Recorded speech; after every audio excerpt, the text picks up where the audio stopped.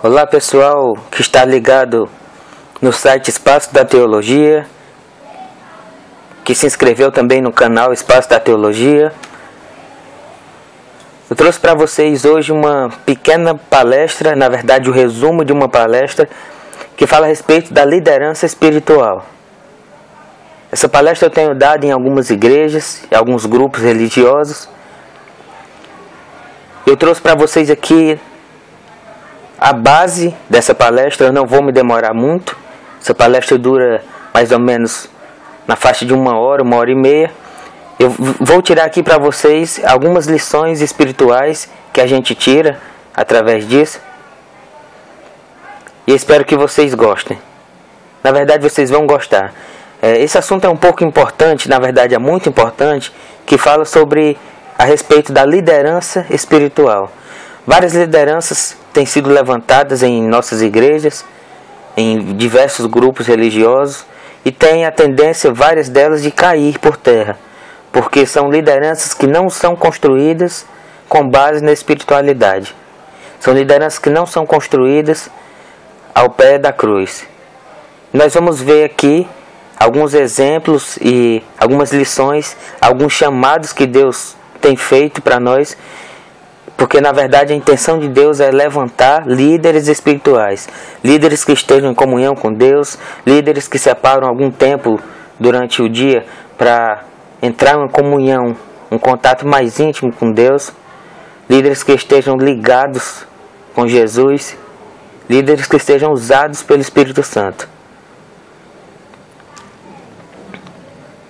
Para começar, eu queria mostrar para vocês uma parte desse nosso pequeno estudo. Essa imagem retrata uma cena do filme Alice no País das Maravilhas. Creio que vários de vocês ou assistiram esse filme, ou já ouviram falar desse filme, ou já leram esse livro. Alguns anos atrás, eu não assisti o filme, mas eu tive a oportunidade de ler o livro, e de todo o livro, essa foi uma das partes que mais me chamou a atenção. Quando a Alice ela estava perdida, ela estava andando, ela encontrou com um gato. E ao conversar com o gato, ela viu um caminho, ela perguntou para o gato para onde aquele caminho iria, aonde aquele caminho iria levá-la. Então o gato perguntou para ela: para onde você está indo? Ela respondeu: eu estou perdida. Então o gato respondeu para ela: para quem não sabe para onde ir, qualquer caminho serve. Para quem não sabe para onde ir, qualquer caminho serve. Uma pergunta que eu tenho para fazer para você, líder de Deus, para você pastor, para você obreiro, para você diácono, para você diretor de ministério. Uma pergunta que eu tenho para fazer para você: você sabe qual é o caminho que você está seguindo? Se você disser para mim que sabe o caminho que você está seguindo, eu te faço outra pergunta: realmente você está andando nesse caminho?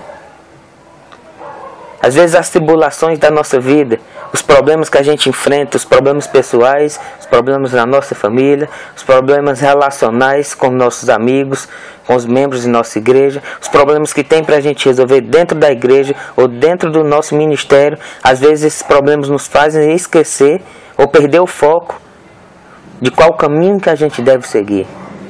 Sabe qual é o pior disso?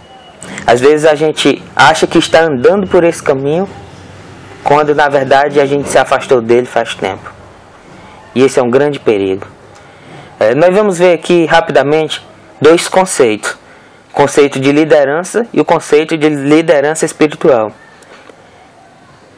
Liderança é a influência ou a capacidade de levar outros a ser seguidores. E a liderança espiritual é a habilidade de influenciar um grupo de pessoas a realizar a missão divina, incentivando-os a uma visão mais elevada e um relacionamento mais íntimo com Deus. Depois de ver esses conceitos, eu quero mostrar para vocês 11 chamados de Deus para o líder espiritual.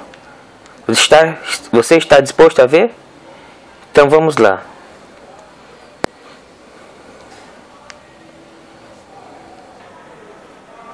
No primeiro chamado, a gente vai ver um chamado contra a plena satisfação. É isso mesmo, você não entendeu errado. Um chamado de Deus contra a plena satisfação. Aí você pode me perguntar, mas irmão, será que é errado, será que é pecado a gente ficar plenamente satisfeito? A imagem desse homem se trata de Guimarães Rosa, um grande escritor brasileiro. E ao falar sobre esse assunto, Guimarães Rosa citou a frase: "Um animal satisfeito dorme". É isso mesmo. Um animal satisfeito dorme. Deus não nos chamou para ser plenamente satisfeito. Vou explicar melhor. Existem dois tipos de satisfação: a satisfação positiva e a satisfação negativa. A verdadeira liderança, a liderança espiritual, a liderança que quer ver o ministério de Deus, a obra de Deus evoluindo, ela vai trabalhar com seus liderados uma insatisfação positiva. Como assim? Qual é a diferença das duas? Na insatisfação negativa, a pessoa vê, ela observa, ela percebe alguma coisa que está errada, alguma coisa que precisa melhorar, mas ao invés de se levantar para fazer, ela reclama, ela murmura, ela acha que não adianta mais tentar consertar. Essa é a insatisfação negativa. A insatisfação positiva é quando a pessoa vê uma coisa ruim, uma coisa que precisa melhorar, uma coisa que tem conserto, e ela se levanta e ela toma algumas atitudes para melhorar a situação. A gente viu a insatisfação negativa e a insatisfação positiva. A gente viu aqui que a verdadeira liderança, ela trabalha a insatisfação positiva. A verdadeira liderança trabalha a insatisfação positiva. Sempre quando a gente perceber alguma coisa de errado, a gente precisa tentar melhorar. A gente precisa tomar algumas atitudes para melhorar. Um dos perigos da insatisfação, um dos perigos da plena satisfação é a gente achar que tudo está perfeito. A gente achar que nada precisa melhorar, que eu já sei de tudo, eu não preciso melhorar em nada, eu já tenho um pleno conhecimento, não preciso mais buscar conhecimento, não preciso mais buscar intimidade com Deus. Esse é um perigo da plena satisfação. Como Guimarães Rosa já dizia, um animal satisfeito, um animal plenamente satisfeito dorme, é um perigo para a nossa liderança. O segundo chamado que Deus faz para uma liderança espiritual é um chamado à humildade. Como a gente tem visto líderes, pastores, obreiros, diáconos, presbíteros com esse problema de falta de humildade. Veja a citação desse livro, Liderança Cristã, na página 49. Deus não deu sabedoria a um único homem, e a sabedoria não morrerá com ele. Os que assumem cargos de responsabilidade devem modestamente considerar as opiniões de outros como dignas de respeito e considerá-las tão corretas como as suas. Infelizmente, a gente tem visto muitas vezes em nosso meio pessoas, líderes, pessoas que Deus escolheu para estar ali na frente da obra, na frente do ministério, pessoas com esses problemas de falta de humildade. Pessoas que não conseguem ouvir uma opinião diferente, pessoas que não conseguem ser contrariadas, pessoas que não sabem lidar com algum tipo de problema. E o pior de tudo é que os membros, as pessoas que estão chegando agora, as pessoas recém-batizadas ou recém-convertidas, essas pessoas percebem isso e às vezes se torna um pretexto, uma desculpa para essas pessoas pararem de frequentar a igreja, para essas pessoas pararem de obedecer a Deus, entre aspas. Lembra da pedra de tropeço, que nós não devemos ser? Infelizmente, a falta de humildade no nosso meio tem tornado vários líderes a ser pedras de tropeço para as pessoas que estão começando a caminhar agora nos caminhos de Deus. Esse homem que aparece na imagem é Friedrich Nietzsche, filósofo alemão, nascido em 1844, precisamente no dia 15 de outubro. Ele morreu no ano de 1900. Falando sobre humildade, Nietzsche citou essa seguinte frase: não se deve mover guerra quando se vê as coisas de cima. Não se deve mover guerra quando se vê as coisas de cima. Em outras palavras, ele quis dizer o quê? Quando a gente está no patamar superior, quando a gente está no nível acima, e alguém vem nos atribular com palavras difíceis, quando alguém vem nos perturbar, quando alguém vem tirar a nossa paz, se nós percebemos que aquela pessoa naquele momento está um nível abaixo de nós, não estou dizendo que nós somos melhores do que ela. Quando naquele momento a gente perceber que elas estão num patamar inferior ao nosso, que elas estão distantes de Deus, que elas estão pecando contra ela, contra Deus, contra nós mesmos, é deslealdade da nossa parte mover guerra contra ela, já que nós estamos num plano superior. Mahatma Gandhi, contrariando aquele grande pensamento que dizia olho por olho e dente por dente, ele dizia: olho por olho, uma hora nós iremos acabar todos cegos. Se nós não colocarmos humildade na nossa vida, aquela humildade que nós vimos nos apóstolos depois de convertidos, aquelas humildades que nós vimos em Jesus, se nós não pedirmos a Deus essa humildade na nossa vida, nosso ministério pode estar prejudicado. Vamos ler, procure na sua Bíblia, Mateus capítulo 20, versículo 25 e 26, que diz assim: então Jesus, chamando-os, disse: sabeis que os governadores dos povos os dominam e que os maiores exercem autoridade sobre eles. Não é assim entre vós? Pelo contrário, quem quiser tornar-se grande entre vós, será esse o que sirva. Quem quiser tornar-se grande entre vós, será esse o que sirva. Mateus capítulo 20, versículo 25 e 26. Aí na imagem você está vendo agora a hierarquia do exército brasileiro. De baixo para cima, seguindo a pirâmide, a gente tem soldado, cabo, terceiro, segundo e primeiro sargento, subtenente, segundo e primeiro tenente, capitão, major, tenente coronel e coronel. E quem já foi do exército sabe que nessa hierarquia funciona da seguinte maneira: o soldado e o cabo, com certeza eles vão servir, respeitar o terceiro, segundo e primeiro sargento. Esse, por sua vez, vai respeitar e servir o subtenente. O subtenente vai servir o tenente vai servir o capitão vai servir e obedecer o major, esse o tenente coronel, e aqui no topo da hierarquia da pirâmide do exército brasileiro, a gente tem um coronel em que todos os que estão abaixo dele servem. Contrariando esse modelo de hierarquia, e conforme o versículo que a gente leu, o que Jesus nos pede é que o que dentre vós quer se tornar grande, seja esse o que sirva.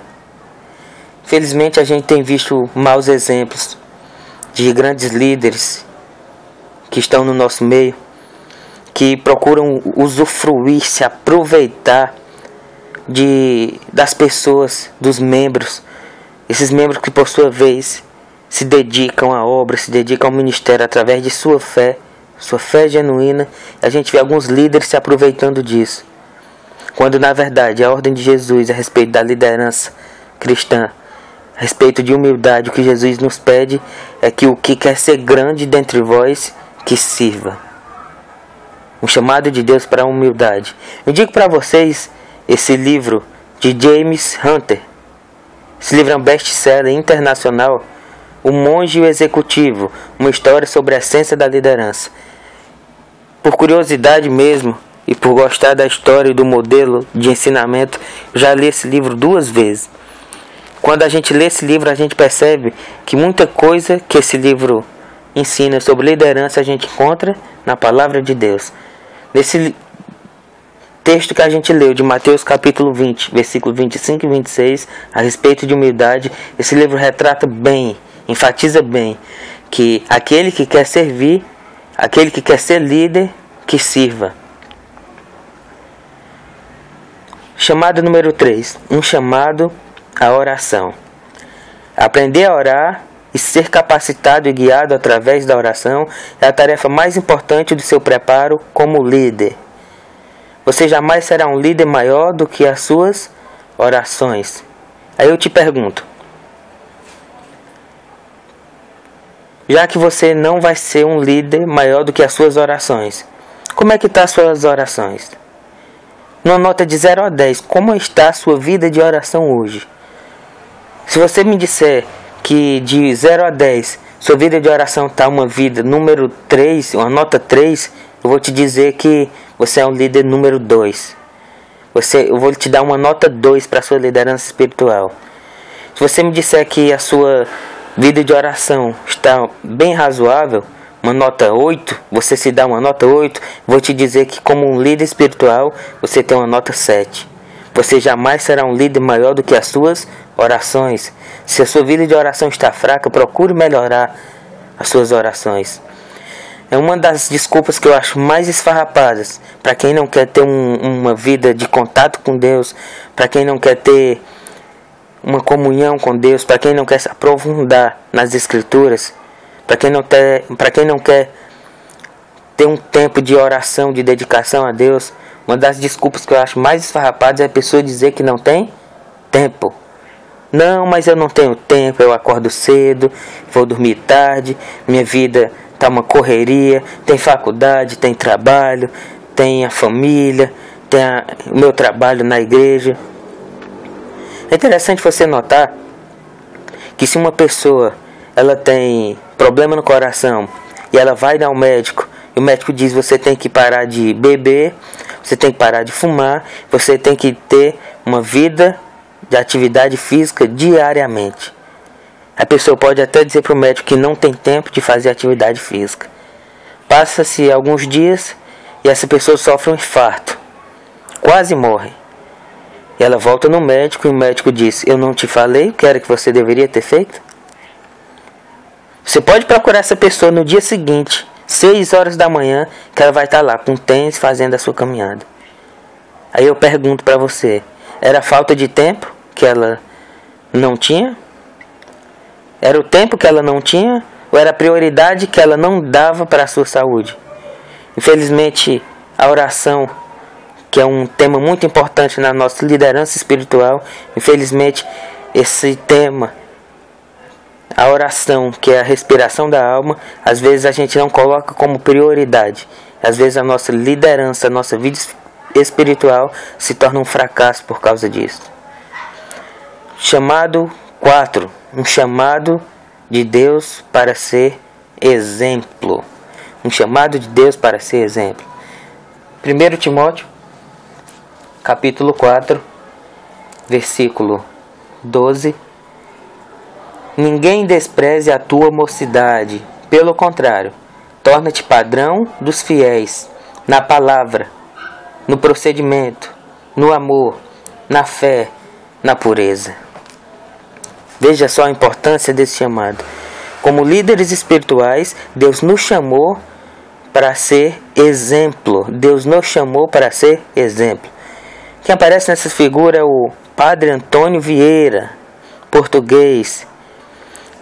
Muita gente tira várias lições de seus famosos sermões. E Padre Antônio Vieira, a respeito do bom exemplo, ele falou assim: para se falar ao vento, necessitam apenas de palavras, mas para falar ao coração, necessitam de atos. Para falar ao coração, necessitam de atos. A antropologia diz que o ser humano ele é um produto do meio em que vive. E se a gente for analisar essa citação da antropologia, a gente vai ver que é muito pesado essas palavras. Se tornam muito pesadas ao nosso ouvido, ao nosso coração. Qual é o exemplo que nós estamos dando como líderes para os nossos liderados?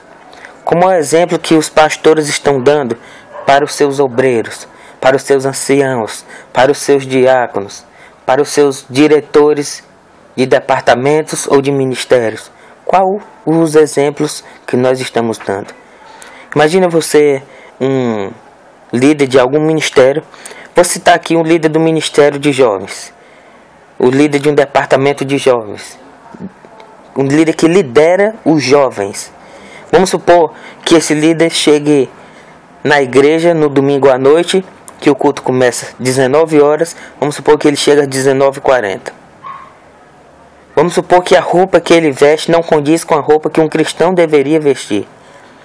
Vamos supor que quando ele sai para um ambiente social, quando ele sai com seus jovens para comer uma pizza, vamos supor que as palavras que ele usa lá, o jeito que ele se comporta não condiz com o jeito que um cristão deve ser. Baseado nesse exemplo que ele está dando, como é que os seus jovens vão agir? Como é que os seus jovens vão se comportar? Você está vendo a importância desse chamado? Um chamado para ser exemplo. Deus nos chamou para nós sermos exemplos, nós como liderança. Um exemplo para os nossos liderados, um exemplo para a nossa família, um exemplo para os nossos vizinhos, um exemplo para o pessoal do nosso trabalho. Tem uma frase de um grande teólogo chamado Rodrigo Silva, que ele diz assim: a sua vida pode ser a única Bíblia que muita gente vai ter a oportunidade de ler. A sua vida pode ser a única Bíblia que muita gente vai ter a oportunidade de ler. Quando as pessoas olham para você, elas conseguem ver a glória de Deus? Quando as pessoas olham para você, elas conseguem ver que Deus tem feito um trabalho grandioso na sua vida? Quando as pessoas olham para você, você resplandece o amor de Jesus? Fica essa reflexão. Deus nos chamou para ser exemplo. Chamado número 5. Um chamado para fazer o que é certo. Deus nos chamou para fazer o que é certo. Líderes espirituais não buscam descobrir a vontade da maioria, mas buscam alcançar a maioria para descobrir a vontade de Deus. Infelizmente nós temos visto em nosso meio vários pastores que se vendem, as palavras são duras, que se vendem ou que rejeitam ou abnegam até sua fé, suas convicções, por causa de interesse no que alguns membros podem oferecer, com muito interesse no que elas podem ver ou adquirir com as coisas que vêm de fora.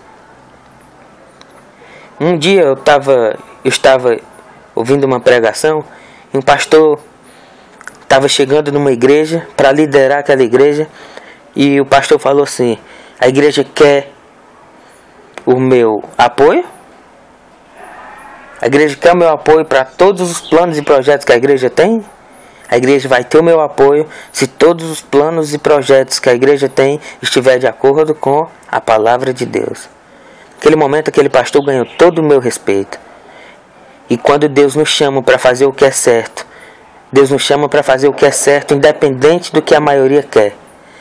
E nós, como os verdadeiros líderes espirituais e servos de Deus, com o joelho no chão, nós, pela fé em Jesus, nós iremos conseguir levar a maioria para fazer a vontade de Deus.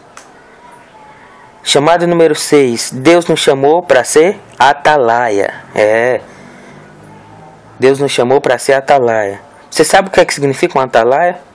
Um atalaia eram aqueles homens que ficavam em cima daquelas torres de vigia geralmente com uma trombeta na mão, e quando o exército inimigo vinha atacar, então quando eles viam o seu reino em perigo, o seu povo em perigo, eles tocavam a trombeta. Para mim, a figura do atalaia é a maior figura para o líder espiritual que tem na Bíblia. E veja só, quando esse atalaia que ficava lá em cima da torre, quando ele era pego dormindo, muitas vezes ele morria. Porque se ele dormisse, eles estavam colocando em risco a vida do seu povo, a vida do seu reino. Quando esse chamado diz que Deus nos chamou para ser atalaia, quer dizer que Deus nos chamou para ser vigias de seu povo. Deus nos chamou para ser aquela pessoa que percebe quando o inimigo está se aproximando. Deus nos chamou para ser aquela pessoa que não pode dormir espiritualmente. Quando a gente estuda as Escrituras e a gente vê alguns exemplos de sono na Bíblia, a gente não vê bons exemplos. Eu vou citar dois. O primeiro se encontra em Apocalipse, quando fala para a igreja de Laodiceia: eis que não é fria nem morna, estou a ponto de vomitar-te. E a gente vê também no livro de Atos o exemplo do jovem Eutico, aquele jovem que estava ouvindo a pregação de Paulo e caiu porque dormia. Ele caiu do segundo andar porque dormia. Deus nos chamou para ser atalaias. Deus nos chamou e nos confiou para que nós possamos ser um vigia do seu povo aqui na terra. Deus nos chamou para ser aquele homem que não pode dormir espiritualmente. Chamado número 7, um chamado para abrir a mente. Deus nos chamou para que a gente tenha a consciência da situação em que nós vivemos. Não adianta a gente ver tudo que a gente viu até aqui, através desses slides, através desse pequeno estudo nosso. Não adianta a gente ver tudo isso e quando acabar a nossa vida, a partir de amanhã, continuar a ser a mesma. Não adianta isso. Deus nos chamou para abrir a mente, para ter consciência da situação que nós estamos e tentar melhorar. Albert Einstein, que está aí na imagem agora, físico alemão, ele disse uma frase espetacular. Essa frase diz assim: loucura é fazer as mesmas coisas e esperar resultados diferentes. Loucura é fazer a mesma coisa e esperar resultado diferente. Se eu não tenho uma vida de oração, se eu não tenho uma vida de estudo da Bíblia, se eu não tenho uma vida de bom relacionamento com os meus liderados, se eu não tenho uma vida de bom relacionamento com os meus irmãos, se eu não tenho uma vida de bom testemunho com o meu próximo, como é que eu vou querer que minha liderança espiritual seja um sucesso? Será que não está na hora da gente abrir a nossa mente e ter a consciência da situação que a gente está, de que sempre a gente precisa melhorar, que a nossa salvação a gente tem que buscar a cada dia, que nós temos que ter convicção da nossa salvação dia após dia? Chamado número 8. Um chamado para elevar a equipe. Um chamado para elevar a equipe. Muitos líderes não têm tido sucesso em suas lideranças porque não sabem dar valor à equipe que tem. Muitos líderes, muitos pastores, muitos diretores de ministério não conseguem dar o valor necessário que a sua equipe tem. E ao invés de colocar a equipe para cima, ao invés de elevar a equipe, em vez de elevar a autoestima da equipe, sempre coloca a equipe para baixo. Ao invés de chamar a atenção, quando os membros de sua equipe erram, cometem um deslize, ao invés de chamar a atenção em particular e elogiar em público, eles fazem o contrário. Eles às vezes elogiam em particular, muitas vezes criticam em público. E quando Deus nos chamou para que a gente possa elevar a nossa equipe, não está falando só de autoestima, está falando de elevar a equipe a um padrão, a um nível maior espiritualmente. Um chamado para elevar a equipe significa que você, além de se preocupar com a sua vida espiritual, você tem que se preocupar também com a vida espiritual dos seus liderados. Como é que está o diretor, o seu diretor de jovens? Como é que está o seu líder do ministério da mocidade? Como é que está o seu líder do ministério de música da sua igreja? Como é que estão os diáconos da sua igreja? Como é que estão o ministério das senhoras da sua igreja? Você está preocupado com esses líderes? Você está preocupado como é que anda a espiritualidade deles? Você está preocupado e tem feito algum projeto de se unir com eles para estudar a Bíblia, para estudar a profecia, para fazer jejum, para fazer oração? Quando Deus nos chama para levar a nossa equipe, Ele quer dizer que nós não temos que se preocupar só conosco. Nós, como líderes espirituais, devemos nos preocupar de como é que vai, de como é que anda a espiritualidade dos nossos liderados. Um chamado para inovar a obra. Inovar a obra significa ser capaz de reinventar o modo de fazer as coisas. Se a gente está fazendo uma coisa e a gente vê que não dá certo, temos que pedir orientação a Deus e mudar aquilo que nós estamos fazendo. Se não está dando certo trabalhar com certo método de evangelismo, vamos mudar. Eu vi um exemplo de uma vez de uma pequena igreja que já estava para fechar as portas. E eles faziam um modelo de cruzadas. Eles fechavam uma rua, colocavam um palanque, algumas cadeiras, ligavam um som bem alto. Só que a vizinhança não estava acostumada com aquelas coisas. E eles não estavam conseguindo novos membros para aquela igreja. Então aquele pastor se reuniu com alguns servos de Deus e passaram a orar. E eles mudaram o método de trabalho. Ao invés de fazer evangelismo público, evangelismo nas ruas, eles fizeram evangelismo em células ou em pequenos grupos. Cada irmão que tinha naquela igreja decidiu abrir uma célula na sua casa. E esse irmão foi chamando os seus amigos, seus vizinhos, e eles começaram a fazer reuniões nas suas casas. De cada célula que fizeram, se levantaram novos membros. E esses membros começaram a se reunir na igreja. E a igreja que tinha 18 membros passou a ter 42 membros. Deus nos fez um chamado para inovar a obra. Inovar a obra significa ser capaz de reinventar o modo de fazer. Chamado número 10. Um chamado para recriar o Espírito. Recriar o Espírito significa fazer as coisas difíceis de uma maneira agradável. Fazer as coisas sérias de uma maneira prazerosa. Seriedade não é sinônimo de tristeza. O verdadeiro líder, o líder espiritual, ele deixa as pessoas que trabalham com eles animadas. Eles deixam as pessoas que trabalham com eles satisfeitas. O chamado número 10, um chamado para recriar o Espírito. A minha vontade era que quando eu terminasse essa palestra, eu pedisse o comentário de vocês e eu olhasse logo abaixo aqui do vídeo no YouTube e tivesse muitas curtidas, muitos compartilhamentos e muitos comentários positivos acerca dessa pequena palestra. Porque se assim eu fizesse, se assim eu visse o resultado, eu tinha certeza que nosso espírito foi recriado. Eu tinha certeza que você ficou alegre e feliz com esse meu trabalho. O último chamado, para a gente encerrar o nosso estudo de hoje, Deus nos fez um chamado para empreender o futuro. Um chamado para empreender o futuro.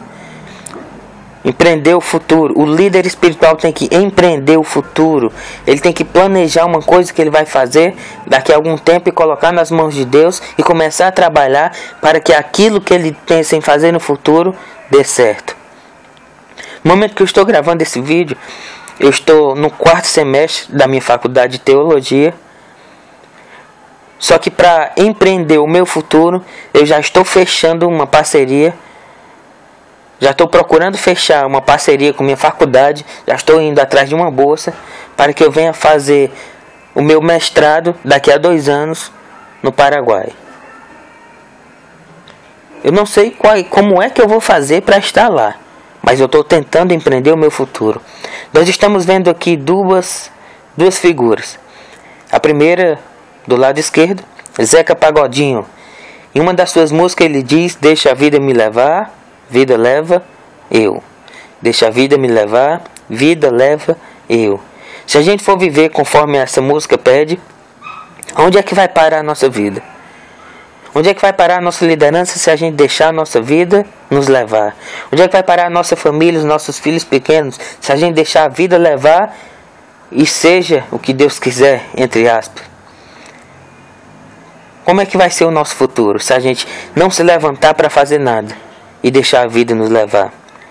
Agora, em contrapartida a esse comentário, essa citação que tem nessa música, olhando essa outra figura que tem nesse slide, a gente tem Geraldo Vandré, cantor paraibano. Em uma de suas músicas ele tem uma frase linda que a gente tira como lição espiritual para a nossa vida. Geraldo Vandré, em uma de suas músicas, ele fez a seguinte citação: quem sabe faz a hora, não espera acontecer. Quem sabe faz a hora, não espera acontecer. E é isso que a gente tem que tirar para a nossa vida, para a nossa liderança espiritual. Nós não devemos esperar. Nós devemos se levantar e, com a ajuda de Deus, segurando em sua mão, nós devemos fazer as coisas acontecerem. O verdadeiro líder, ele não espera, ele vai atrás. Ele não aguarda, ele se levanta. O verdadeiro líder espiritual, ele não amaldiçoa o escuro. Ele acende uma luz, ele acende uma vela. Continuando a falar sobre empreender o futuro, vou contar uma pequena ilustração para a gente encerrar. Um homem, ele estava viajando, há 3 ou 4 dias ele estava distante de casa, ele estava com muita saudade de sua mulher. E ao chegar em casa, ele já vinha fazendo planos para ter aquela noite de amor, para matar a saudade de sua esposa. Só que quando ele chegou em casa já era 11h30 da noite. Ele queria empreender o futuro. Ele abriu a porta do quarto e viu ela dormindo. Ela cansou de esperar. Então ele teve uma ideia para empreender o seu futuro. Ele pegou 2 aspirinas e um copo com água. Ele colocou perto da cabeceira de sua esposa as 2 aspirinas e um copo com água, e ele acendeu o abajur. Sua esposa, ao ver a luz do abajur acesa, ela abriu o olho. Quando ela viu o copo com água e as 2 aspirinas, ela disse: meu amor, eu não estou com dor de cabeça. E ele respondeu: que bom. Ele tinha empreendido seu futuro e ele ia conseguir aquela noite de amor que tanto ele aguardava. Peter Taylor, esse teólogo que se encontra no meio, essa figura que se encontra no meio das outras 2, ele disse uma grande citação para nós. Mas antes a gente vai ver que do lado esquerdo da sua tela se encontra alguns copos de cerveja. E tem uma grande marca de cerveja brasileira que ela diz: aprecie com moderação. Aprecie com moderação. Esse é o slogan da cerveja. Peter Taylor, ao falar de Jesus, ele diz o seguinte: confiar em Deus sem limite. Amar a Deus sem limite. Quando falamos de Jesus, não devemos ter moderação. E eu fecho agora nosso pequeno estudo colocando para vocês o segredo da nossa liderança espiritual. Ao contrário de apreciar com moderação a cerveja, como alguns pedem para fazer, quando se trata de Jesus, nós não devemos ter moderação nenhuma. Quanto mais nós amarmos a Jesus, quanto mais nós buscarmos a Jesus, quanto mais nós andarmos com Jesus, quanto mais nós confiarmos em Jesus, a nossa liderança espiritual vai estar lá em cima. Você tem o desejo de ser um líder espiritual verdadeiro? Você tem o desejo de ser um líder espiritual como exemplo? Então, receba esses 11 chamados que Deus fez para a sua vida. E a partir de hoje, você vai ser um líder espiritual diferente.